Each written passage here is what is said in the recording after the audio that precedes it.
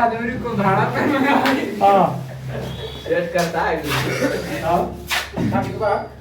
कितना बाबू सबसे बढ़िया मौसम लगा लो मौसम लगा लो चुपका बोल दो फिर से स्टार्ट करो भाई चलो क्या दिया फिर से स्टार्ट करते हैं घंटे रोक के फिर से स्टार्ट करे दो उसमें पॉइंट लिख जहाँ ध्यान दिया थोड़ा ध्यान दो हां मर मार दे बाबू क्या है दिया छोटी याद है यहाँ पर क्या छोटी याद के भाग था चलिए आप किताब पर अपना ध्यान दो है ना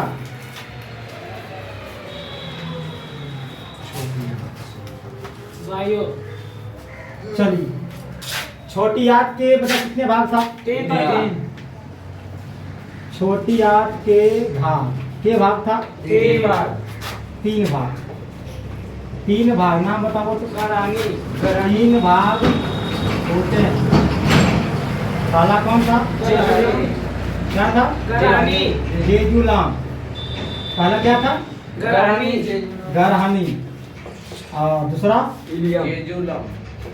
इलियम क्या बोलता पहले सनुआ क्या था जेजुलाम और तीसरा था इलियम चलिए हम ये सब पढ़ चुके थे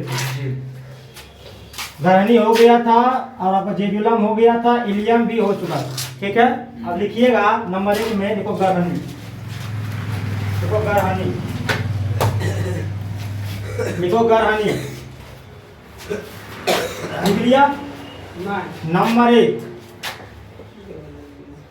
गरहनी है ना गरहनी यहाँ सवाल आता है क्या पूछेगा आपको कि गरहनी किसका भाग है ठीक है तो आंसर क्या करना है छोटी आंत का आंत कर लो छोटी आंत है ना छोटी आंत के 3 भाग एक भाग का नाम क्या है गरहनी दूसरा क्या है जेजुलम है और तीसरा क्या है इलियम है ना देखिए अभी आप एग्जाम में कौन इसका भाग दे देगा तो वहां से आप एग्जाम में आराम से हल करके आइएगा कुछ को दिया रहे गरहनी हो जेजुलम हो या इलियम याद रखो इसको गरहनी जेजुलम इलियम यहाँ सवाल छपता है ना यहाँ सवाल आपको छप जाएगा एक सवाल आपको देखिए यहाँ कंफर्म रखिए यहाँ से आपको एग्जाम में आपको आने वाला है गरहनी जेजुलम और इलियम ठीक है ना टिफिन नंबर लिख दिएगा गरहनी लिखिए हाँ या छोटी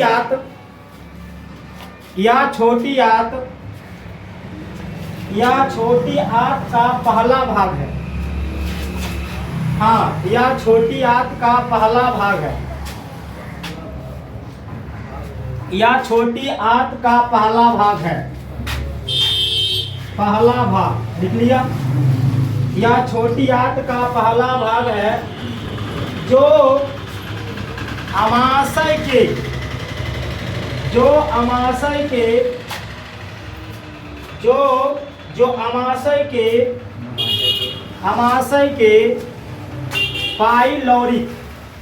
जो अमाशय के पाइलोरिक लिख लिया जो अमाशय के पाइलोरिक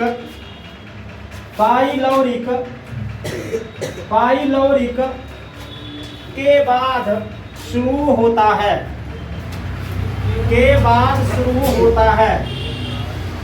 हाँ के बाद शुरू होता है क्या होता है के बाद शुरू होता है ना के बाद शुरू होता है यह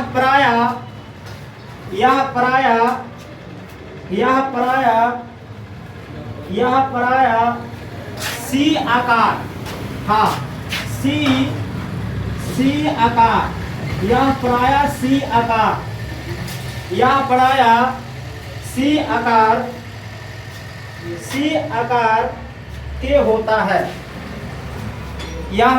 सी आकार के होता है यह प्राय सी आकार के होता है इसमें एक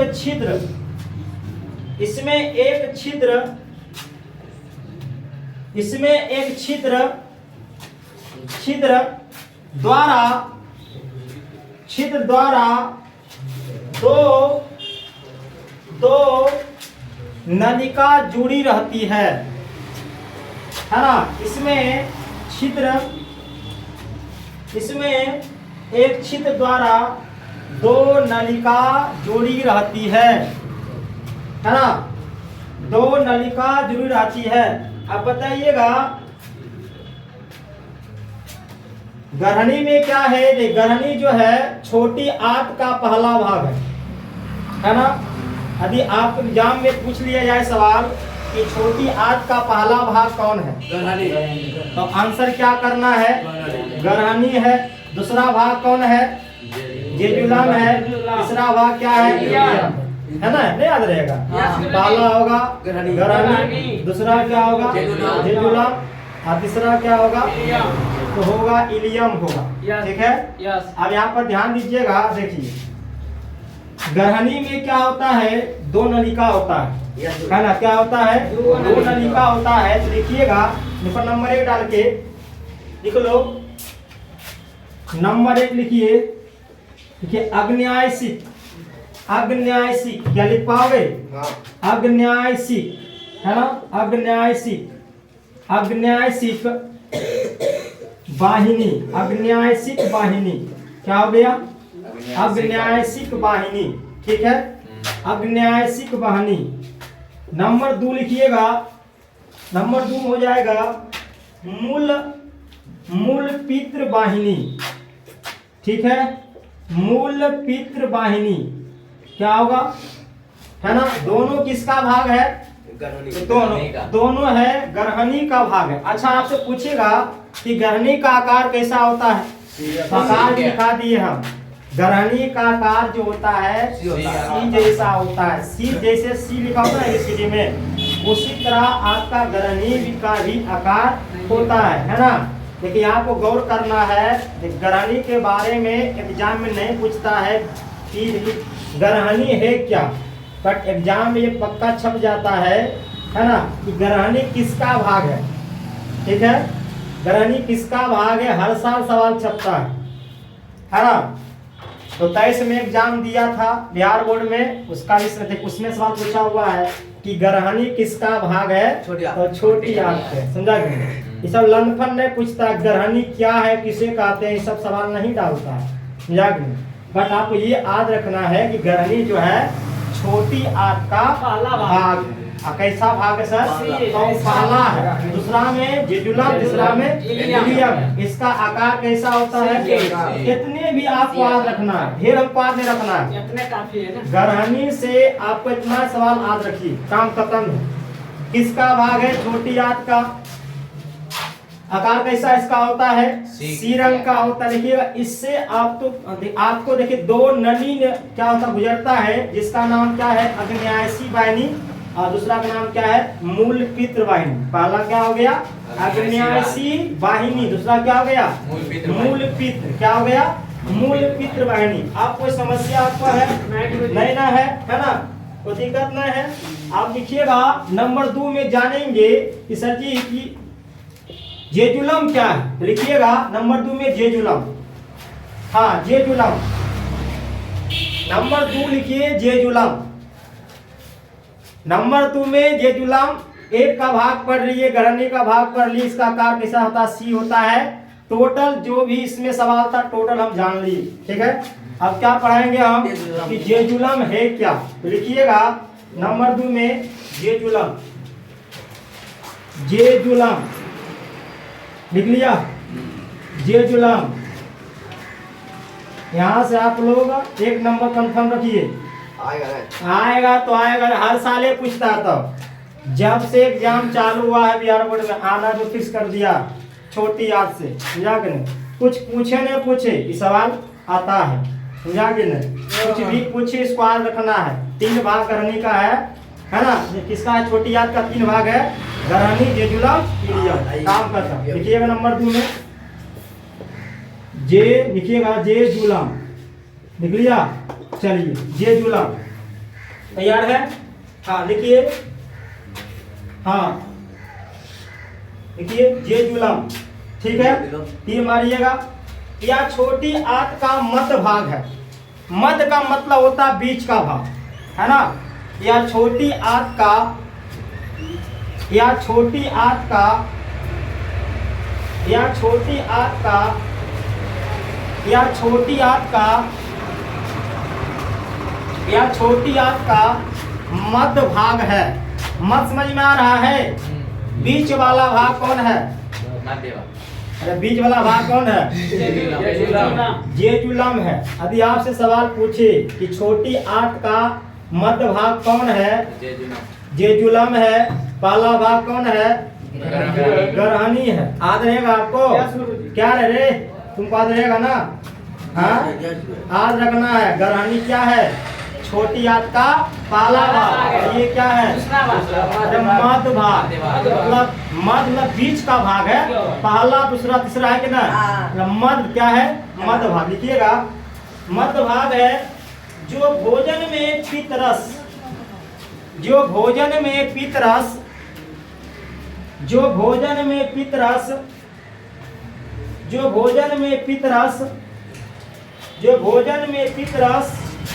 और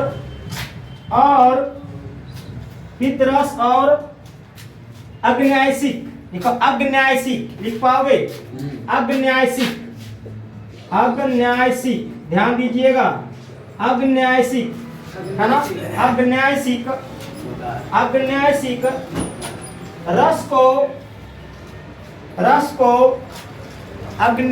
रस को अच्छी तरह से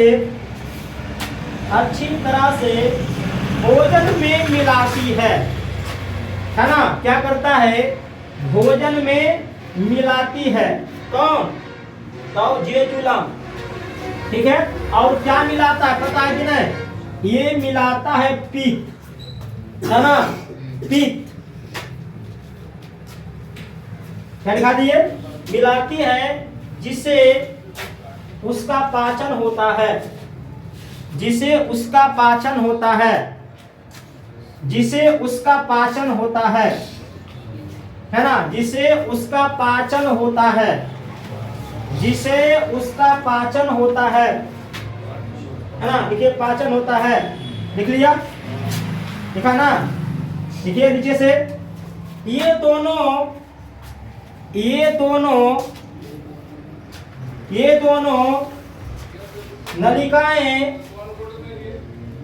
दोनों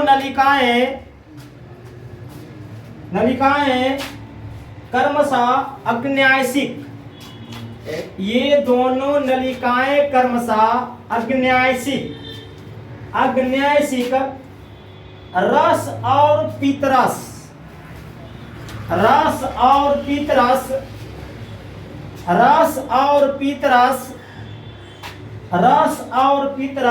चलाइएगा। पित्तरस स्रावित करते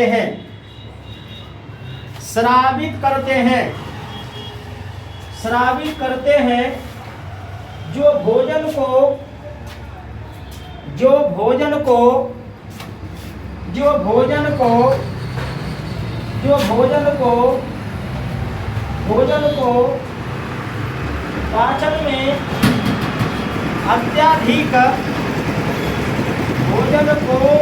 पाचन में अत्यधिक सहायक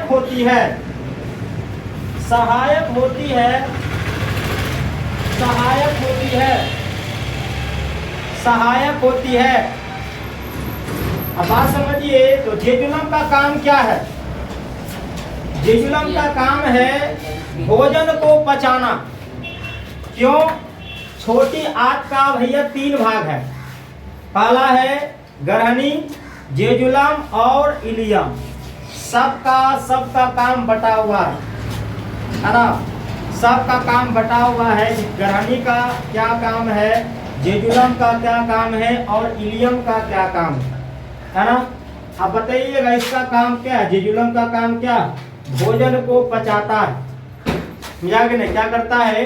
भोजन को पचाता है। देखिएगा इसका काम है कि पित्तरस को कहाँ मिला देता है?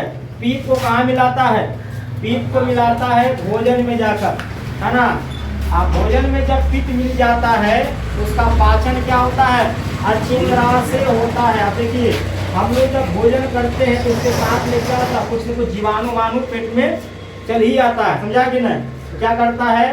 पिट जाता है। जितना भी देखिए जितना भोजन के साथ में जो भी या जीवाणु आया होगा या देखिए कोई देखिएगा या कोई जो बैक्टीरिया आया होगा उसको क्या करता है, सबको मार देता है और पचाने लायक है ना बनाता है कौन, तो ठीक समझा कि नहीं। अरे आपसे सवाल को पूछेगा कि जेजुलम क्या है तो बताना है कि जेजुलम क्या है, छोटी आंत का मध्य भाग है ना, क्या है मध्य भाग है। और इसका वर्किंग क्रिया क्या करता है, तो भोजन को पचाने में मदद करता है। क्या करता है ना। लिख लिया, आगे लिखिएगा नंबर 3 में देखो इलियम।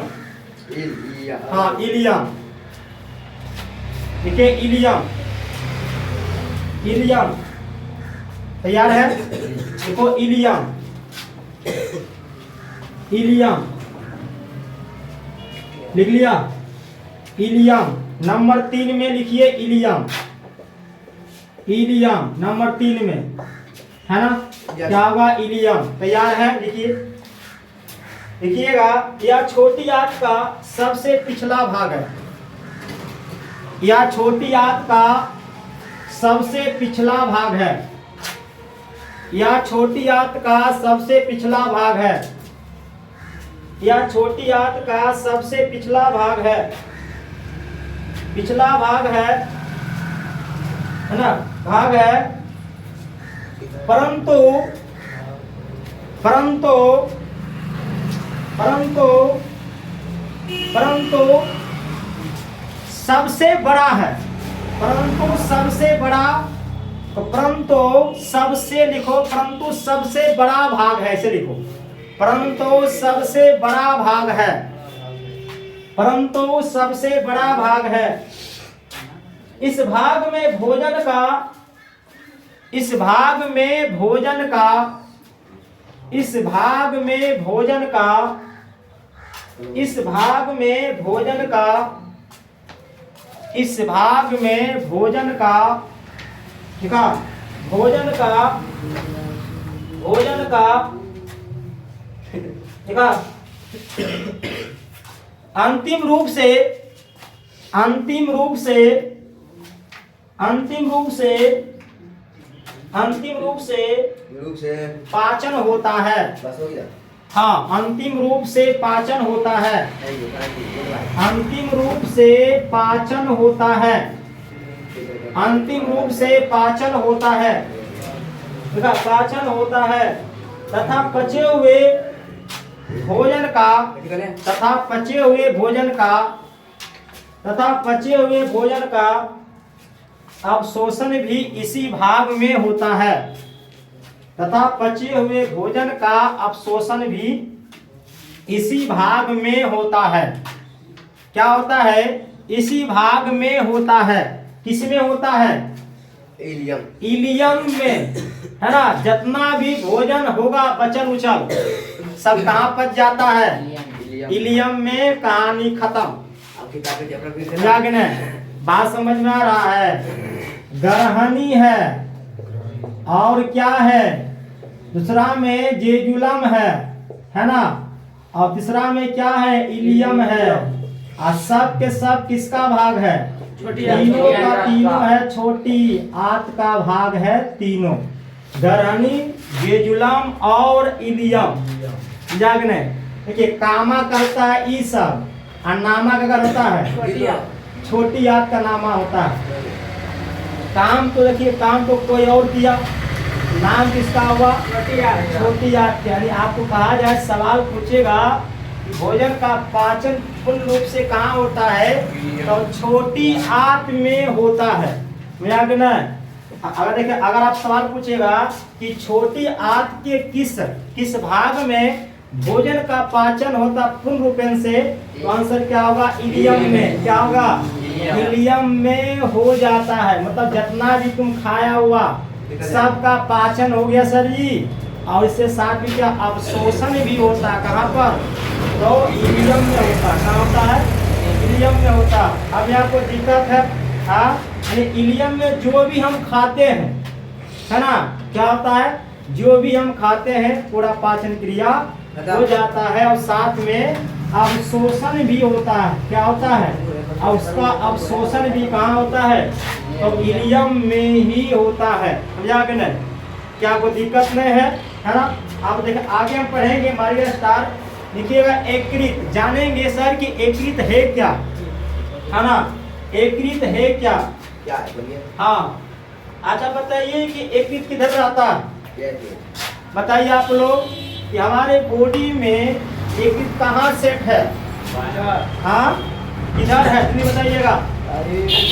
हाँ, इधर एकृत है। यहाँ हाँ, एकृत है। चिड़िया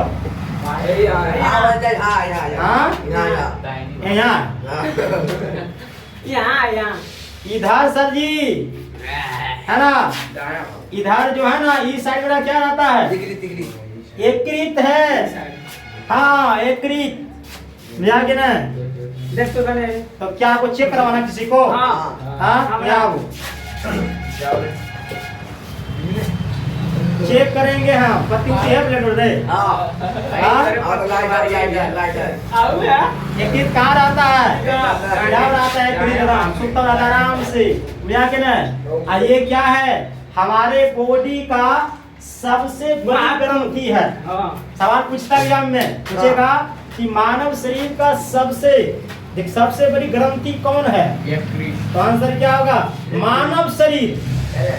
जितना देखिए, जितना दुनिया में मानव है, मानव की बात हो रहा है, सब कौन है? एकृत है। सवाल उठाता है तो आपको मार के आना है ना? सवाल पूछेगा कि मानव शरीर की सबसे बड़ी ग्रंथि है कौन? आंसर क्या करना है? एकृत है। ठीक है, एकृत है। कोई दिक्कत अब नहीं है, याद रहेगा। कौन करे? एकृत, है ना? क्या होता है? एकृत। क्या लिख, है ना? ठीक, मानो स्टार लिखिएगा एकृत। हाँ, तैयार है? लिखिएगा या मारिया स्टार एकृत, मार के स्टार एकृत। क्या लिखेंगे हम? एकृत। तैयार है? एकृत लिखिए। यह मानव शरीर की सबसे बड़ी ग्रंथि होती है। यह मानव शरीर की सबसे बड़ी ग्रंथि, हाँ, सबसे बड़ी ग्रंथि, यह मानव शरीर की सबसे बड़ी ग्रंथि होती है जिसका भार लगभग, जिसका भार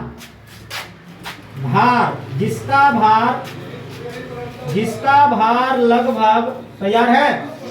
जिसका भार लगभग 1.5 केजी, 1.5 केजी, देखा? 1.5 केजी, तैयार है?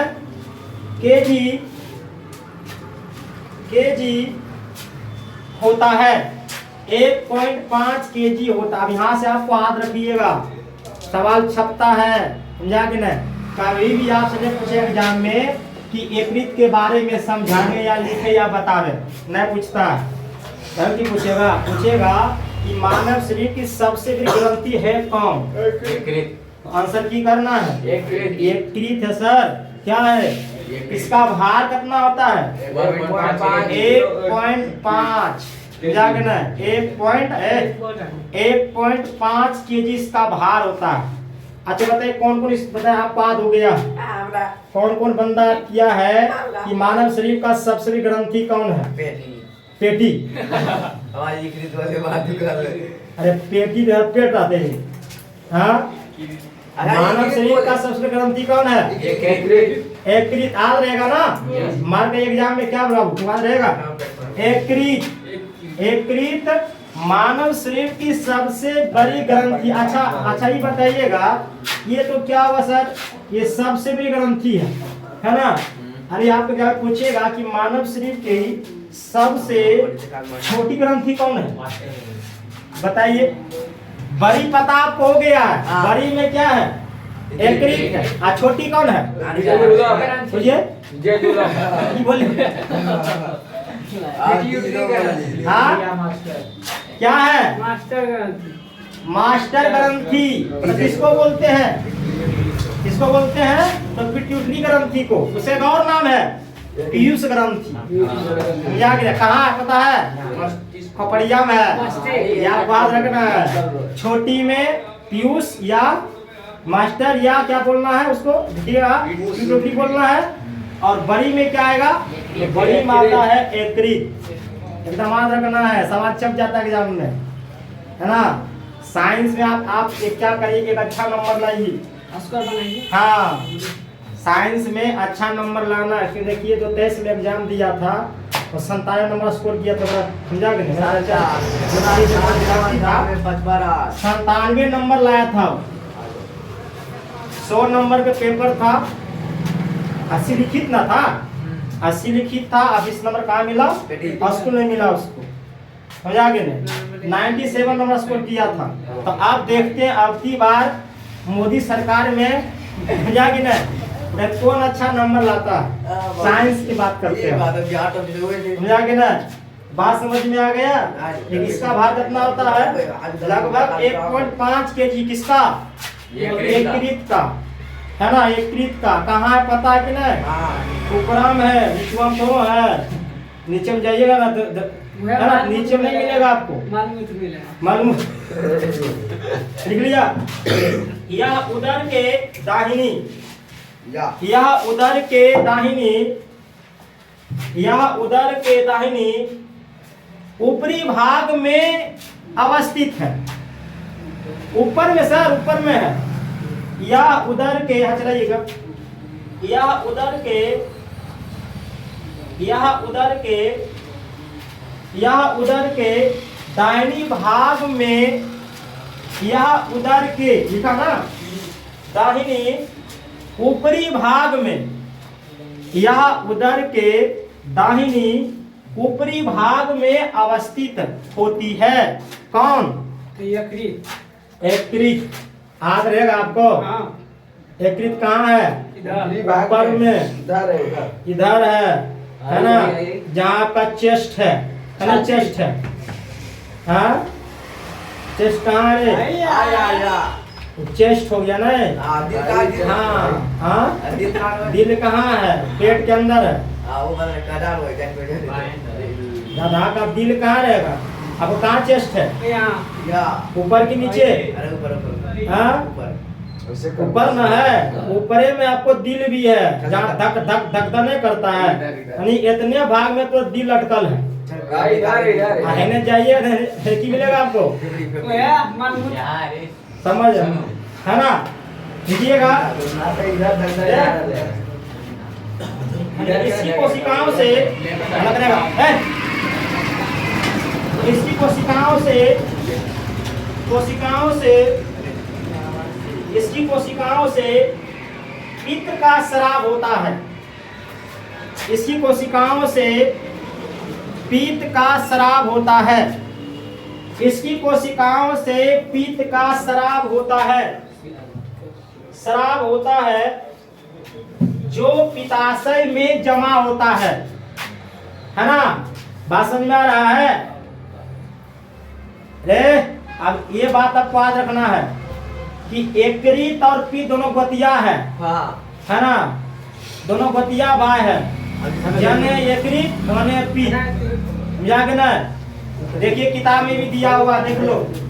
जने आपको यकृत है, उधरे क्या है सर? है, देखिए ये क्या है? यकृत है कि नहीं सर? ये क्या दिया हुआ? ये पित्त की क्या है? पित्त की थैली है, समझा के ना। तो पित्त कहाँ रहता है? पित्त की थैली में, समझा के ना। देखिएगा इसका काम क्या है? पित्त का काम है पित्त का शराब करना, है ना। क्या करना? पित्त का शराब करना। और शराब कहाँ जमा हो जाता है? पित्ताशय में जमा हो जाती है। अरे कहाँ जमा होती है? पित्ताशय में। लिखिएगा, पित्ताशय में जमा होता है।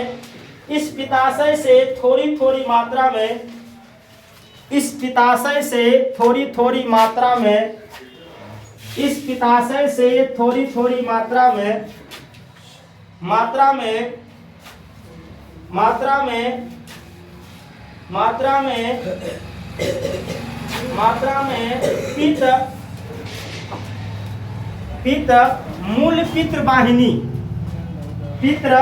मूल पित्र वाहिनी, मूल पित्र वाहिनी के द्वारा छोटी आंत में पहुंचता है, छोटी आंत में पहुंचता है। कहाँ पहुंचता है? छोटी आंत में पहुंचता है, छोटी आंत में